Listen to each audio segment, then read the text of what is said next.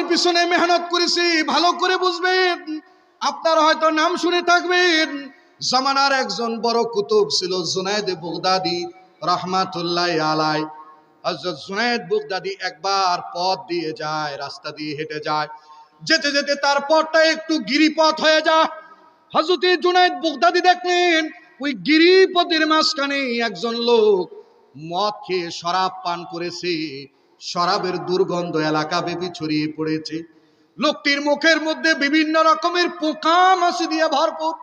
এমন ভাবে হয়েছে লোকটার চেহারা পর্যন্ত বোঝা যায় না, এত পোকামাকড় তার মুখের মধ্যে কামড় দিতেছে। জুনায়েদ বাগদাদি নজর দিয়ে দেখে আল্লাহর বান্দার জানটা এখনো আছে। তিনি সামনে হেঁটে গেলেন, আবার পিছন দিকে ফিরে কল্পনা করলেন, আরে এটা তো আল্লাহ পাকের একজন বান্দা, যাই একটু তার কাছে। জুনায়েদ বাগদাদি রাহমাতুল্লাহি আলাইহি তার ব্যাগের থলির ভিতর থেকে পানি বের করলেন। পানিটুকুন বের করে এবার সেই মদখোর পাষণ্ড লোকটি যে আল্লাহ পাকের বিধানের তোয়াক্কা করে নাই, মুখটাকে ভালো করে মুছে দিলেন। মুছে দেওয়ার পর মুখের মধ্যে যখন পানির ছিটা পড়েছে, পানি পড়েছে, এবার মদখোরের জ্ঞান ফিরে পেয়েছে, সেন্স ফিরে পেয়েছে। এবার মদখোরটা তাকায় দেখে এটা আর কেউ নয়, জমানার বড় ইমাম, জমানার বড় কুতুব জুনায়েদ বাগদাদি। কন্যা আল্লাহু আকবার। জুনায়েদ বাগদাদি মুখটাকে সাফ করে দিয়ে সামনের দিকে হেঁটে যায়, পিছন দিক দিয়ে টেনে ধরছে। বলেন না আল্লাহু আকবার। ওই যে পাষণ্ড মদখোর আল্লাহর বিধানের তোয়াক্কা করে নাই, শরাব পান করেছিল, শরাব পান করা ব্যক্তি পিছন দিক দিয়ে জুনায়েদ বাগদাদির হাতটাকে টান দিয়া ধইরা জুনায়েদ বাগদাদিকে ডাক দিয়ে বলেন, ওরে ইমাম, ওরে জামানার কুতুব জুনায়েদ বাগদাদি, আপনাকে চিনতে আমার ভুল হয় নাই, আমি বড় অপরাধী, আমি বড় পাপী। ও জুনায়েদ বাগদাদি, আমার চেহারার মধ্যে পোকামাকড় ছিল, চেহারায় আমার ময়লা ছিল, চেহারার মধ্যে পোকামাকড়ের বসত করেছিল। তুমি সেই চেহারাটা পরিষ্কার করে দিয়েছ, মানুষের সামনে যাওয়ার সুযোগ তুমি আমাকে করে দিয়েছ। জুনায়েদ বাগদাদি, তুমি এবার আমার কলবটাকে একটু সাফ করা দাও। বলেন না আল্লাহু আকবার। এই ময়লা কলব নিয়ে আল্লাহর সামনে কেমনে যাব? একবার একটু চিন্তা করে দেখেন, যার যার নফসের প্রতি একবার চিন্তা করে দেখেন, এই নফসটা কি আমার পবিত্র হয়েছে কিনা, যে নফস নিয়ে ময়দানে মাহশারে আল্লাহর আদালতে দাঁড়াবো। ঠিক কিনা বলেন? এই নফসের মধ্যে ভেজাল আছে না নাই? জোরে কয় না, আছে না নাই? এই নফস তিন প্রকার। কয় প্রকার? নফসটা হলো মানুষের তিন প্রকার। এক নম্বর নফস হলো নফসে আম্মারা। আল্লাহ তাআলা কোরআনে বলেন, ইন্নাল আম্মারাতুম বিসু। নফসে আম্মারা মানুষকে সর্বদা কন্টিনিউ গুনার দিকে নিয়ে যায়। তার কাছে নেক ভালো লাগে না, তার কাছে গুনাহ ভালো লাগে। সে গুনার মজা বুঝেছে, নেকের মজা বুঝে নাই। এই যে বলেন তো দেখি, গুনার মজা আছে না না? কথাই কয় না, জোর আছে না? আরে জোরে কয় না, আছে না? শরাব খাওয়ার মজা নাই? বলে না শরাব খাওয়ার মজা নাই? শরাব খাওয়ার মজা আছে, তাস খেলার মজা আছে, ক্রামবোর্ড খেলার মজা আছে, দাবা খেলার মজা আছে, লুডো খেলার মজা আছে। এই যে দেখো না, রাতের পর রাত যুবকরা, ওহ দোস্ত ভালো করে শোনো, রাতের পর রাত তুমি ফেসবুকের মজা, মজা আছে না? মজা আছে, ফেসবুকের মজা পাইছে, ইউটিউবের মজা পাইছে, রাতের পর রাত সে কাটায় দেয়। কিন্তু জমিনে আল্লাহ তাআলা এমনও ইবাদত দিবেন, এমনও কিছু আবেদ আছে যারা আল্লাহর ইবাদতের মজা পাইছে। কথা কয় না? যতই রাত হোক, রাতের গভীরে ঠান্ডা পানিতে উযু করে দেখবা, ইবাদতের মজায় লাগা যায়। নাযারতু আইনাইয়া, আমি আমার চোখে দেখেছি।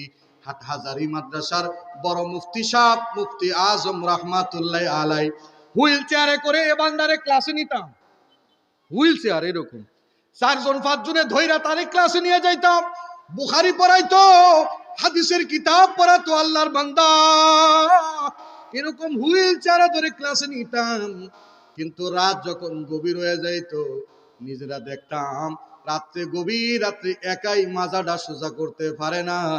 ঠান্ডা পানিতে উযু করে আল্লাহর কুদরতি কদমে সেজদায় পড়ে যেত। জোরে কও না আল্লাহু আকবার। আরে এরা ছিল মানুষ, এরা ছিল নফসওয়ালা মানুষ, এরা ছিল কলবে সলিমওয়ালা মানুষ। এই জমিনে কলবে সলিমওয়ালা মানুষ আস্তে আস্তে বিদায় শুরু হয়েছে। রশিদ আহমদ গঙ্গুই ছিল নফসওয়ালা মানুষ।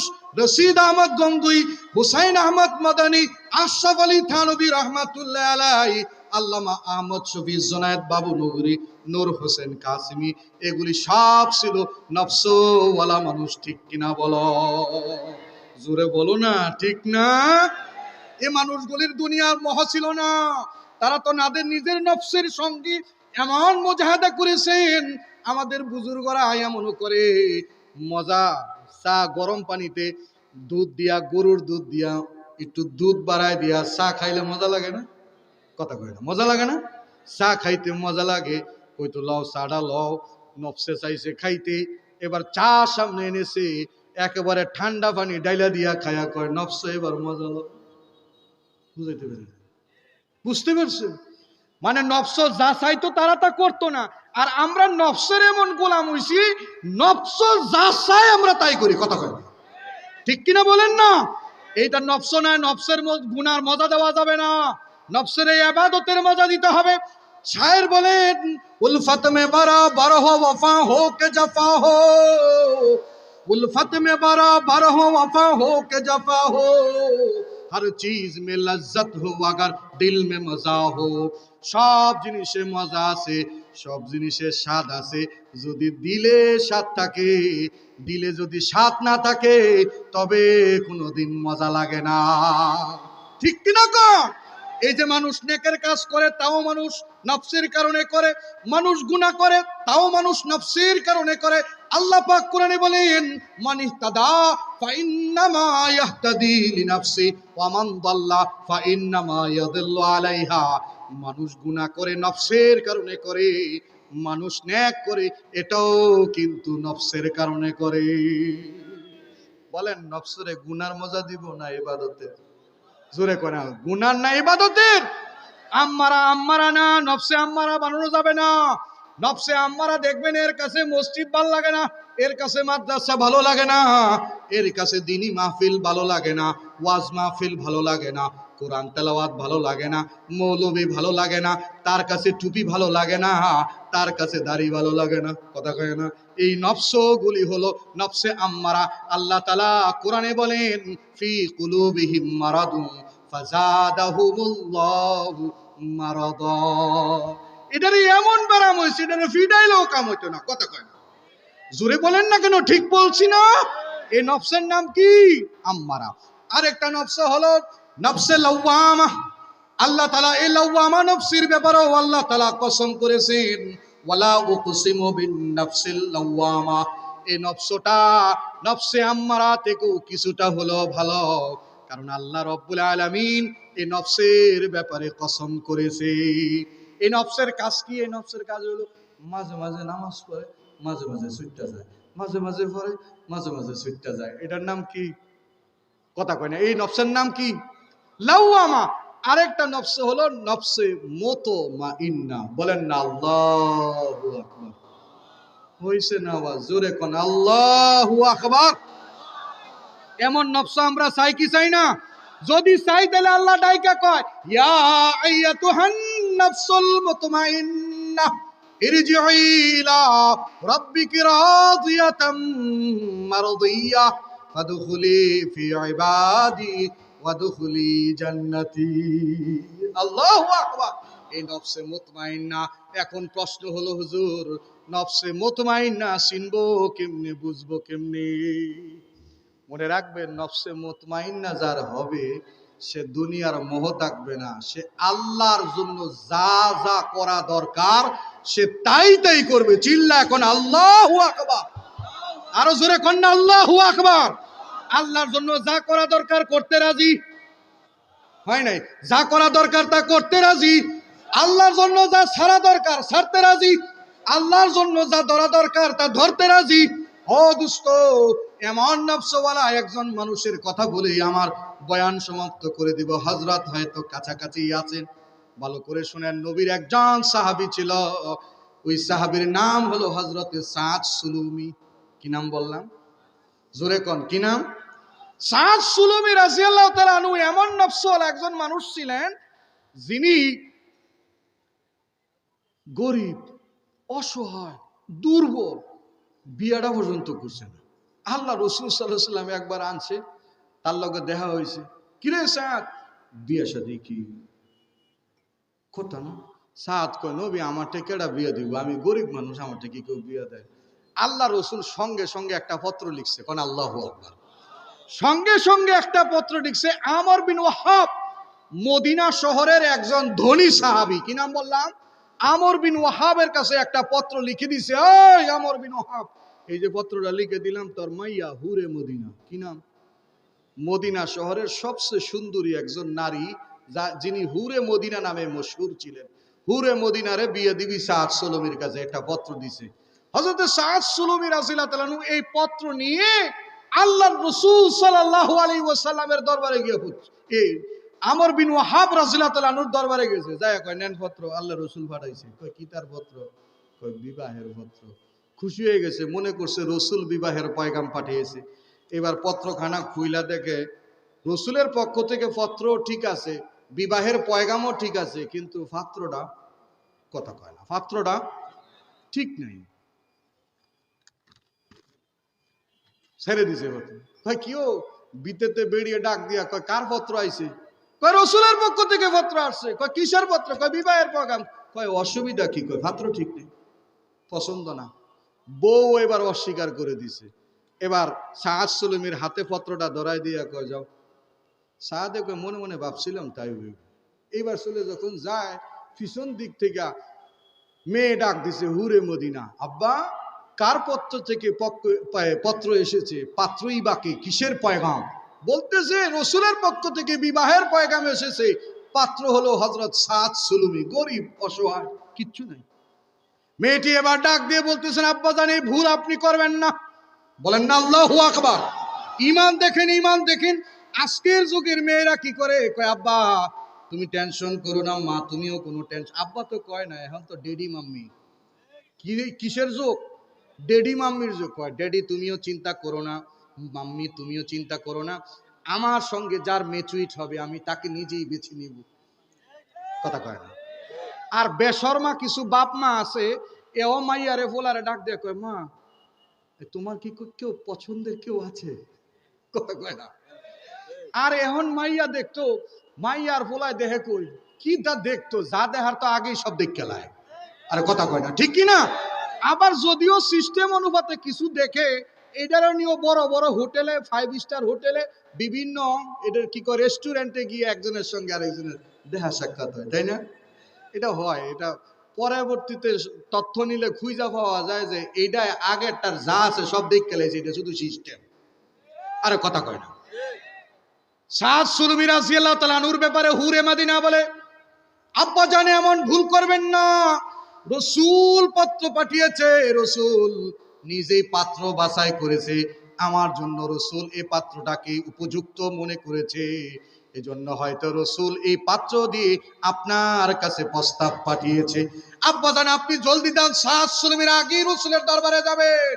আল্লাহর রাসূল যদি নারাজ হয়ে যায়, স্বয়ং আল্লাহ তাআলা নারাজ হয়ে যাবে। হযরত সাদ সুলমির আগে আমর বিন ওয়াহাব রাদিয়াল্লাহু তাআলা আনহু আল্লাহর নবীর দরবারে পৌঁছে গেলেন।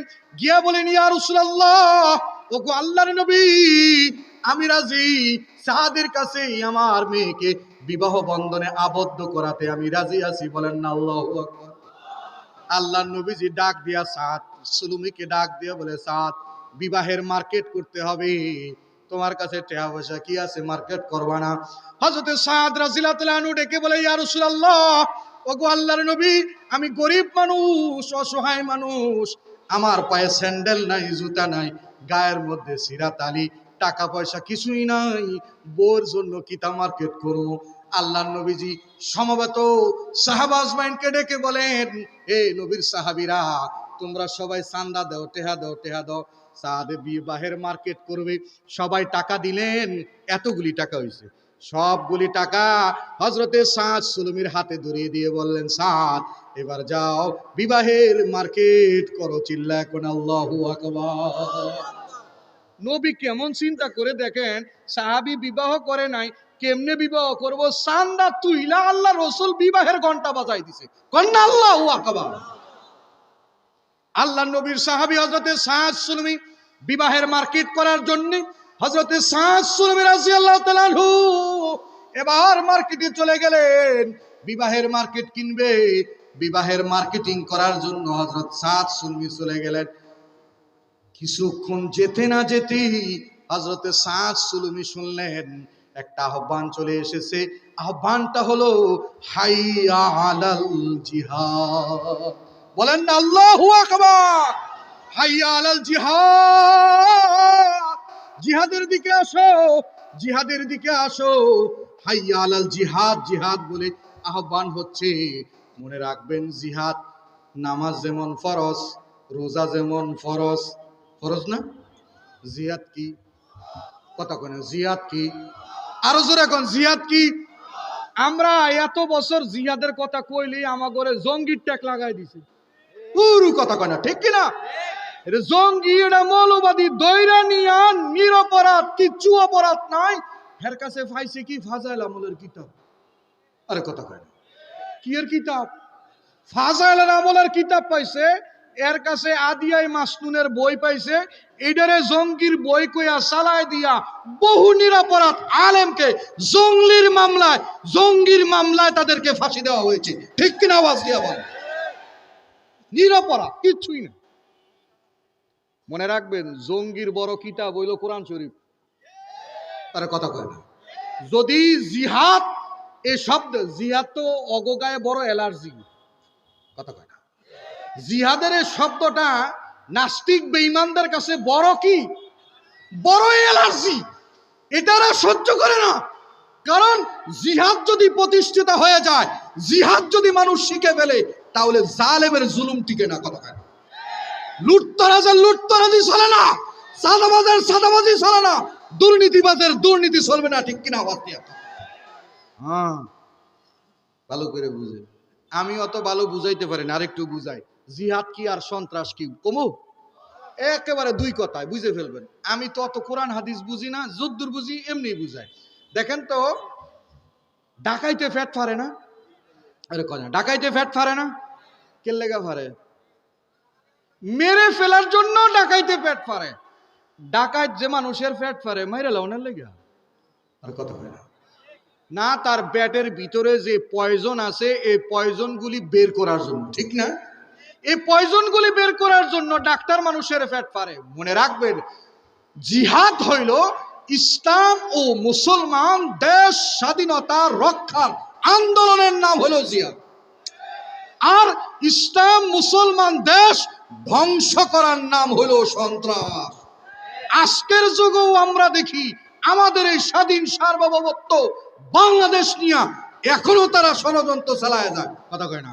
কিছুদিন আগে আমরা দেখলাম চাঁপাইনবাবগঞ্জে প্রায় অল্প একটু জায়গা, যেই জায়গাটায় আগে কোনো ব্যারিকেড ছিল না, বেড়া ছিল না, তখন দাদা বাবুরা আইসে বেড়া দিত।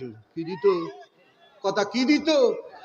বেড়া দিতে আইছে। বেড়া যখন দিতে আইছে, বাঙালি মুসলমান আমাদের এই কি কয়, বিডিআর না কি থাকে, বিএসএফ না, আমাগোটারে কি কয়, বিজিবি, বুঝলা গেছি। কারণ একটা তো মাইরেই লেছে আগে।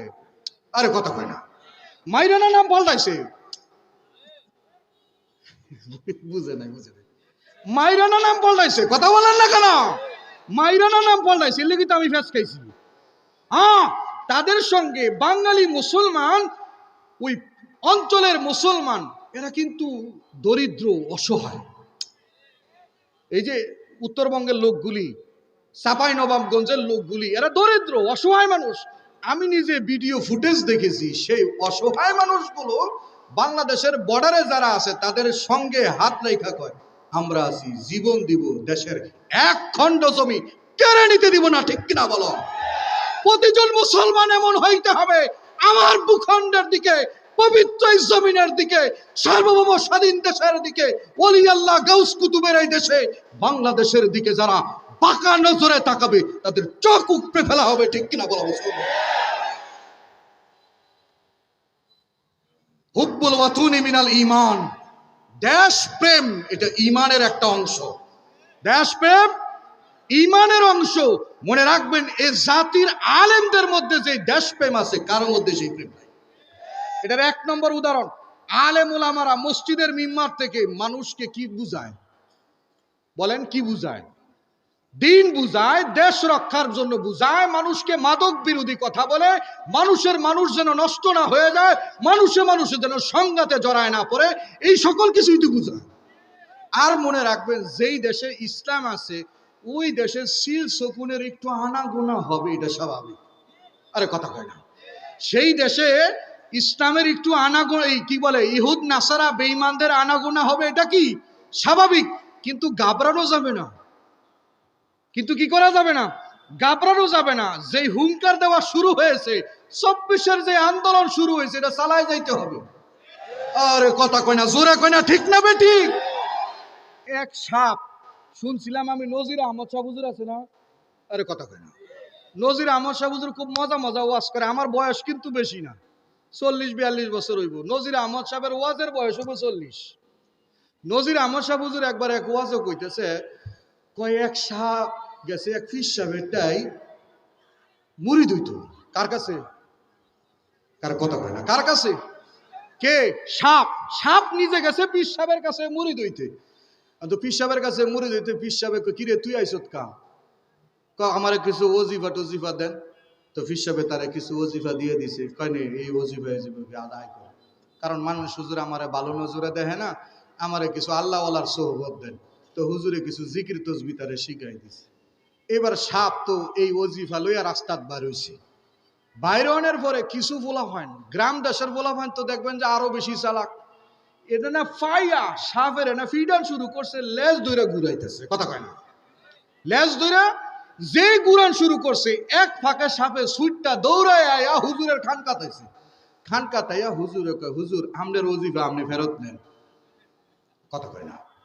ওজিফা, আপনার ওজিফা আপনি ফেরত নেন। এই ওজিফা আমার লাগতো না, যে ওজিফায় আমার ফিডের সামরা থাকে না। হুজুরে কয় কিতা হইছে? কয় হুজুর আমি জিকিরে ফিকিরে চলতাছি, ফোলাফানে আমার দইরা ফিটাইয়া দেন, ফিডের সামরা হুদ্দা উড়াই দিছে। হুজুরে কয় কিতা করছে? কয় হ্যাঁ হুজুর। আচ্ছা তোর স্বভাব তুই ফাল্টাই লিখে, তোরে না কইছি সুবল না দিতে, কিন্তু ফোস করতে তো মানা করি না।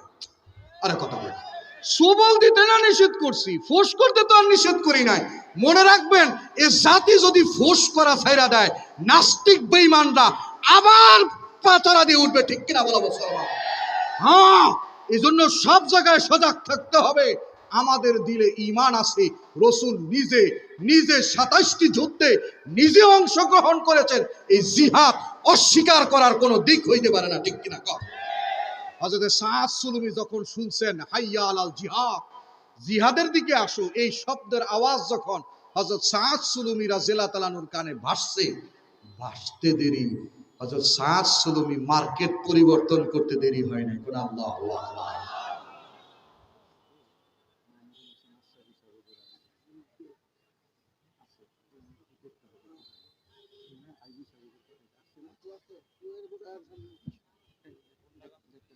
মাহমুদুল হাসান আশরাফি, খেয়াল করেন কইতে জানি কই গেলাম গা। হ্যাঁ, জিহাদের মার্কেট পালাইছে। মার্কেটটা কি? মার্কেট হলো কিনেছেন এবার তলোয়ার, কিনেছেন এবার ঢাল আর তলোয়ার। হযরত সাদ সুলুমি কিনে বীর বিক্রমের মতো কাফেরের সঙ্গে লড়াই করার জন্য এবার তিনি আগাইতেছেন। আল্লাহু আকবার। কিন্তু চিত্রটা একটু বৈচিত্র্যময়। চিত্রটা কি? চিত্র হলো এবার তিনি মাথার মধ্যে ফাকরি বেচছেন, লোহার টুপি। কথা কয় না? দূর, কিসের টুপি? খালি সুতার টুপি পরা সুন্নত না, মাঝে মাঝে লোহার টুপি পরাও সুন্নত। কথা বলা মুসলমান, ঠিক কিনা? শুধু তসবির দানা জপা, মানুষের হাতে ধরে পায়ে ধরে দিনের দাওয়াত দেওয়া সুন্নত নয়। মাঝে মাঝে তলোয়ার হাতে নিয়া বেঈমান কাফেরের মোকাবেলায় দাঁড়ানোটাও সুন্নত। ঠিক কিনা কও? হযরত সাদ সুলুমি রাদিয়াল্লাহু আনহু মাথায় পাগড়ি বাঁধছেন, পাগড়ি বেঁধে শ্যামলা দিয়া চেহারাটারও ঢাকছে। এই যে খেয়াল করেন, চেহারাটাও ঢাকছে। চেহারাটা কেন ঢাকলেন? চেহারা ঢাকার কারণ হলো, যদি কেউ দেখে চিনে ফেলে সাদ সুলুমি জিহাদে যাচ্ছে, তাহলে তারে বলবে তুই বিবাহ করবি, বিবাহের দিন তারিখ ঠিক হয়েছে, যা, এর জিহাদে যাইতে দিবে না। কিন্তু সাদ সুলমি তো কলবওয়ালা লোক, হ্যাঁ, যার দিলে আল্লাহ আছে, আল্লাহর প্রেম আছে, আল্লাহর জন্য সব করতে পারে। হযরত সাদ সুলমি রাদিয়াল্লাহু আনহু পিছনে টান দেয় নাই, পিছনে না ফিরে এই চিত্র নিয়ে, বৈচিত্র্যময় এক চিত্র নিয়ে সোজা একেবারে কাফেরদের দুর্গের ভিতরে ঢুকে গেছে। আল্লাহু আরো জোরে কয় না, জোরে কয় না আল্লাহু আকবার। হযরত সাদ সুলমি যখন দুর্গের ভিতরে ঢুকে গেলেন, কাফেরদের সঙ্গে লড়াই চললো। এই লড়াইয়ের মধ্যে হযরতে সাদ সুলমির হাতে বেঈমান কাফেররা এক একজন হত্যা হইতে লাগলো, সব কচুকাটা করে জাহান্নামে পাঠাইতে থাকলেন। বলেন না আল্লাহু আকবার। একটা পর্যায়ে হযরতে সাদ সুলমি রাদিয়াল্লাহু আনহু নিজেও শহীদ হয়ে গেলেন। বলেন না ইন্না লিল্লাহি ওয়া ইন্না ইলাইহি রাজিউন। মনে রাখবেন মুসলমান ভাইরা আমার, যেই জমিনের মধ্যে মুসলমানের রক্ত পড়ে ওই জমিনে আল্লাহ তাআলা ইসলাম ও মুসলমানের জন্য খেলাফত প্রতিষ্ঠা করে দেয়। ঠিক কিনা বলেন? ওই যে দেখেন না, খুব খেয়াল করে শুনেন, ২৪-এর আন্দোলনে সর্বপ্রথম যখন আবু সাইদ, রংপুর বাড়ি, কই কথা কয় না, বাড়ি কোথায় ভুলে গেলে চলবে না, ২৪-এর ইতিহাস আবু সাইদকে দিয়ে রচনা শুরু হয়েছে। ঠিক কিনা বলো? আবু সাইদ একা এরকম হাত পেতে দিয়েছে, জালেম পাষণ্ডর কুত্তারা গুলি করে আবু সাইদকে হত্যা করেছে। তারা মনে করেছিল এক আবু সাইদরে মেরে ফেলবো, আন্দোলন বন্ধ হয়ে যাবে, কিন্তু না, বোকার স্বর্গে বসবাস করেছে। এক আবু সাইদ জীবন দিয়ে প্রমাণ করে দিয়েছে দেশের মধ্যে হাজার হাজার লক্ষ লক্ষ আবু সাইদের জন্ম হয়েছে। ঠিক কিনা বলো? হযরত সাদ সুলমি রাদিয়াল্লাহু আনহু শহীদ হলেন। শহীদ হয়ে যাওয়ার পর হযরত সাদ সুলমি রাদিয়াল্লাহু তাআলা আনহু ওই যুদ্ধে ৭০ জন সাহাবী শহীদ হয়েছে। কতজন? ৭০ জন সাহাবী শহীদ হয়েছে সে যুদ্ধে। ৭০ জন সাহাবী। আল্লাহ রাসূল সাল্লাল্লাহু আলাইহি ওয়াসাল্লাম বললেন, যুদ্ধ বিরতি, যুদ্ধ শেষ। রাসূল সাল্লাল্লাহু আলাইহি ওয়াসাল্লাম বললেন, যারা আহত হয়েছে তাদেরকে একদিকে নিয়ে চলো, একটা খিমায় নিয়ে চলো, যারা নিহত হয়েছে তাদেরকে আরেকটা খিমায় নিয়ে আসো, এক জায়গায় লাশগুলি জমা করো। সাহাবা আজমাইন রাদিয়াল্লাহু তাআলা আজমাইনগণ যারা আহত হলেন, আহতদেরকে একটা খিমার ভিতরে ঢুকালেন, আর যারা নিহত হলেন নিহতদেরকেও এক জায়গায় জমা করলেন, যারা শহীদ হয়ে গেল। আল্লাহ নবীর কাছে এসে সংবাদ পৌঁছালো, ইয়া রাসূলুল্লাহ, শহীদদের লাশগুলি এক জায়গায় আমরা জমা করেছি। বিশ্বনবী রাহমাতুল লিল আলামিন বলেন, আমার মন বলে এখনো যেন কোন শহীদের লাশ বাকি আছে। বলেন না আল্লাহু আকবার। এখনো যেন কার লাশ বাকি? আবারও তোমরা যাও, যাও তন্ন তন্ন করে তালাশ করো কার লাশ বাকি আছে। সাহাবা আজমাইন ছুটে চললেন, আবারও গিরিপথ বেয়ে বেয়ে চললেন, পাহাড়ের পদদেশের দিকে নজর করে দেখে এক জায়গায় বিচিত্রময় একটা চিত্র। ৭টা লাশের মাঝখানে একটা লাশ পড়ে আছে, একটা লাশ ৭ লাশের মাঝখানে।